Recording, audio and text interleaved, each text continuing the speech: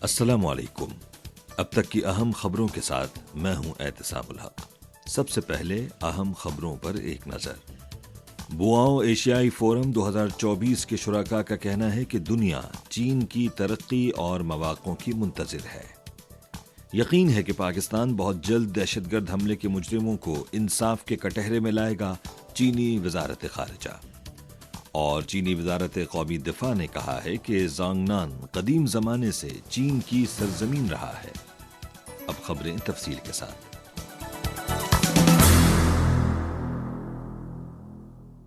بوآو ایشیائی فورم 2024 کا سالانہ اجلاس جاری ہے۔ متعدد شرکاء کا کہنا ہے کہ دنیا چین کی ترقی اور مواقعوں کی منتظر ہے۔ رواں سال کے آغاز سے ہی چین کی معاشی بحالی مضبوط اور مستحکم ہو رہی ہے اور اجلاس میں شریک نمائندوں نے چین کی اقتصادی ترقی کے امکانات پر اعتماد کا اظہار کیا ہے۔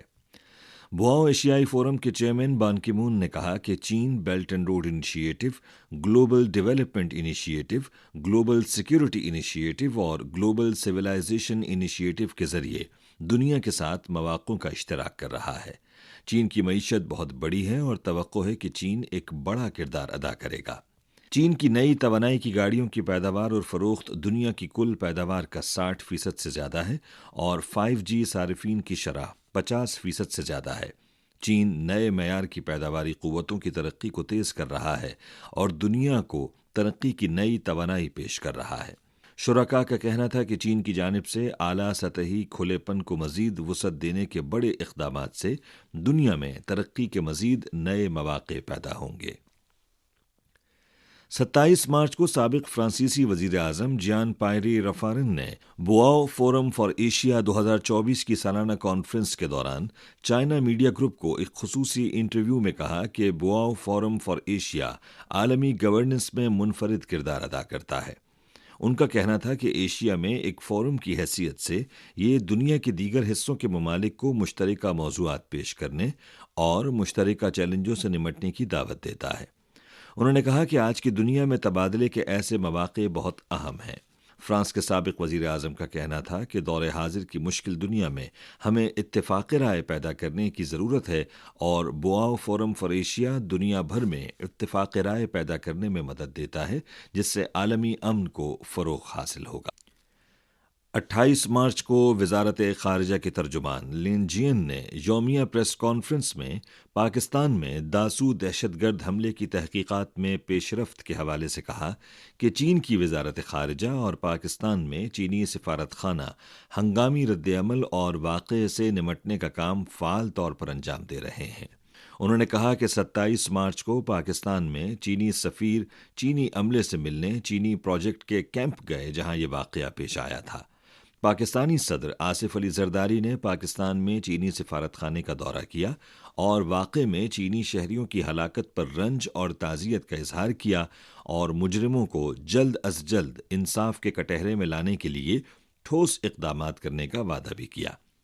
ترجمان نے کہا کہ پاکستان اس واقعے کی تحقیقات کر رہا ہے اور اس نے چینی اہلکاروں، منصوبوں اور اداروں کے تحفظ کو مضبوط بنانے کے لیے ٹھوس اقدامات کیے ہیں۔ انہوں نے کہا کہ ہمیں یقین ہے کہ پاکستان جلد از جلد حقیقت معلوم کرنے اور مجرموں کو انصاف کے کٹہرے میں لانے میں کامیاب ہوگا۔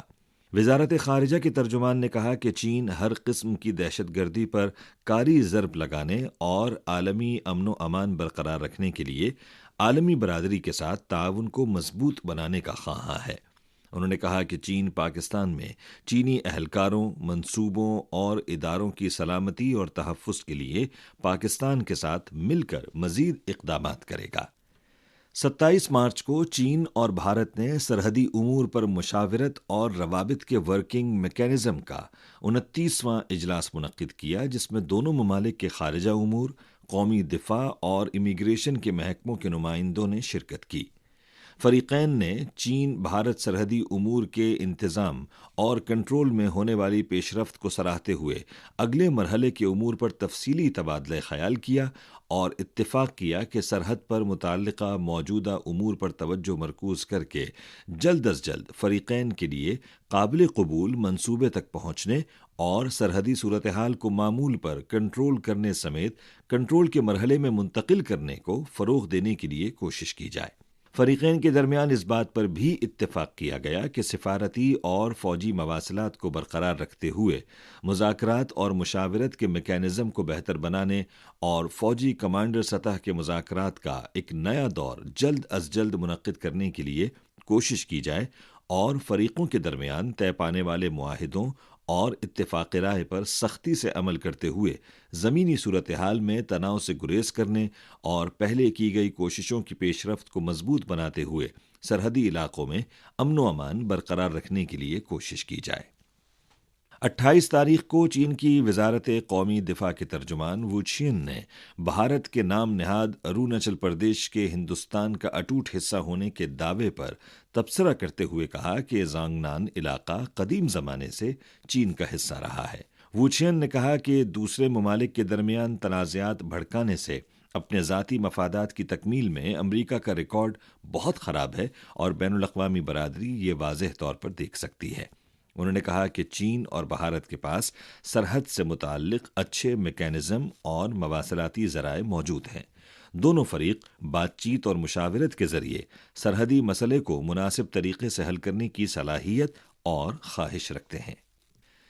چین کی وزارت دفاع کے ترجمان سینئر کرنل وو چین نے بحیرہ جنوبی چین کے معاملے پر 28 مارچ کو ایک تبصرے میں کہا کہ کچھ عرصے سے امریکہ نے حقائق کو نظر انداز کرتے ہوئے علاقائی امن و استحکام کو نقصان پہنچانے کے لیے محاذ آرائی کے طرز عمل کو ہوا دی ہے اور بحیرہ جنوبی چین میں اپنے جنگی جہاز بھیجے ہیں۔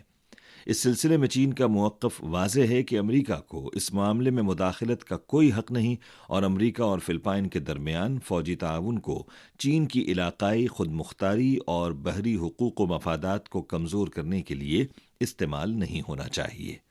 ترجمان نے مزید کہا کہ فلپائن نے بحیرہ جنوبی چین میں بین الاقوامی قوانین اور فریقین کے طرز عمل سے متعلق اعلامیے کی روح کی خلاف ورزی کرتے ہوئے بار بار سمندر میں اشتعال انگیزی کی ہے اور عالمی سطح پر گمراہ کن اور غلط معلومات پھیلائی ہیں۔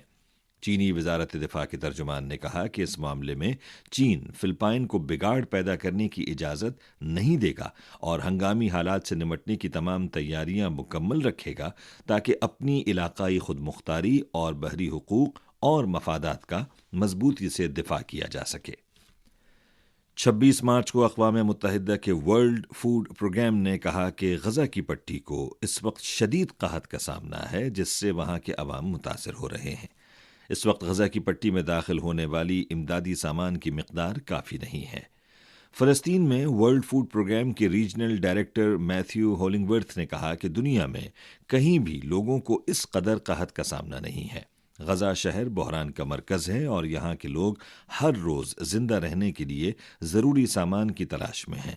اس وقت غزہ سٹی اور شمالی غزہ کی پٹی میں داخل ہونے والی رسد کافی نہیں ہے۔ ورلڈ فوڈ پروگرام کے جاری کردہ اعداد و شمار سے پتہ چلتا ہے کہ غزہ کی پٹی میں بچوں کی غذائی قلت تیزی سے بڑھ رہی ہے۔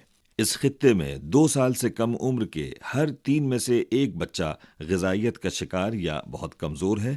اس وقت غزہ کی پٹی میں 11 لاکھ افراد قحط کا شکار ہیں۔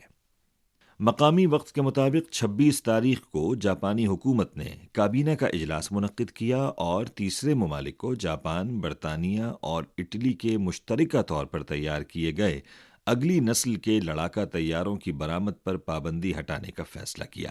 جاپانی ماہرین کا خیال ہے کہ یہ جاپان کی دفاعی پالیسی میں ایک اور بڑی تبدیلی کی نشاندہی کرتا ہے اور تیسرے ممالک کو براہ راست اسلحے کی برآمد کا دروازہ باضابطہ طور پر کھل گیا ہے۔